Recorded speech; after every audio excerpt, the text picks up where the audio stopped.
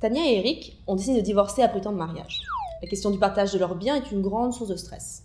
Les questions s'accumulent. À qui revient la maison? À qui revient la télé? Qui finit de payer pour le canapé? Que fait-on du tableau que j'ai hérité de tante Gertrude? Connaître ses droits en la matière, ça va être indispensable. Le divorce ne concerne que les couples mariés. Cependant, les conjoints de fait, vivant ensemble depuis plus de 2 ans, sont soumis aux mêmes règles et ont les mêmes droits en matière de partage du patrimoine.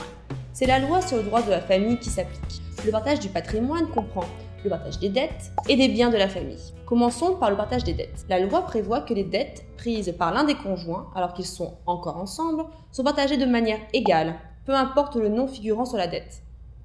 C'est le cas du canapé acheté à crédit. Les dettes contractées après la séparation pour les besoins de la famille sont aussi partagées de manière égale. Il est cependant possible de faire un contrat prévoyant un partage inégal des biens. Les créanciers ne peuvent poursuivre que la personne qui a contracté la dette. Si la télé familiale a été achetée à crédit par Eric, les créanciers ne peuvent se retourner que contre lui. Si la dette a été contractée conjointement par les 2 époux, il existe des étapes à suivre pour éviter des conséquences non voulues.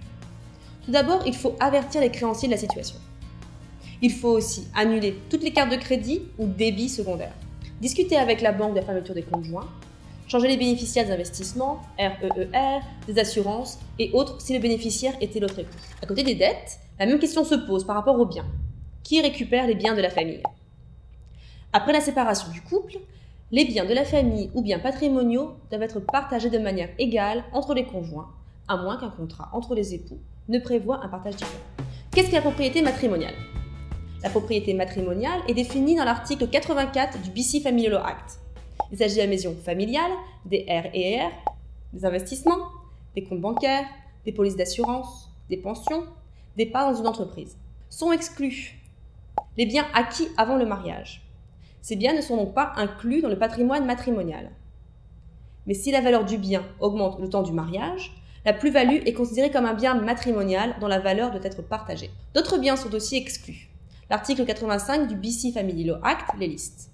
Ce sont les cadeaux et héritages versés à l'un des époux. Ainsi, le tableau de la tante Gertrude reste à Eric. Tania n'a aucun droit dessus. La division inégale est aussi possible. Le tribunal peut décider d'accorder une division inégale des biens matrimoniaux en fonction tout d'abord de la durée de la relation, de l'étendue d'un éventuel désaccord entre les parties, de la contribution de l'un à la carrière de l'autre, de l'étendue des dettes de la famille, de la valeur des dettes par rapport à la valeur des biens matrimoniaux, de la capacité de chaque partie à payer sa part de la dette, de la contribution de l'un des époux à l'augmentation ou à la baisse de la valeur des dettes ou des biens matrimoniaux. Il existe une période définie pour procéder au partage du patrimoine. 2 ans. C'est 2 ans à compter de la déclaration de divorce ou de l'annulation du mariage. Et dans le cas d'une séparation de conjoints de fait, c'est 2 ans à compter de la séparation. Pour plus d'informations, rendez-vous sur le site internet de l'Association des juristes à l'adresse www.ajefcb.ca.